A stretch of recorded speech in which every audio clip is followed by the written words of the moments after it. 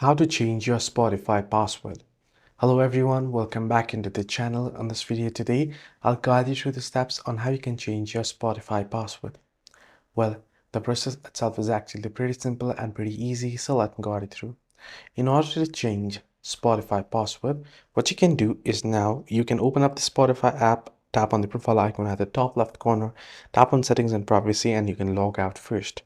Or you can head into your web browser and head into accounts.spotify.com and be on the login page. On the login page, you want to tap on forgot your password option. Once you tap on forgot your password, it'll ask you to enter an email address or username. Enter your email address and it should send the link to reset your password to your email. So on your email, you can open it up, tap on the link and change the password. You can type in the new password and save it. This is the easiest way that you can change your password on Spotify on your phone through the application.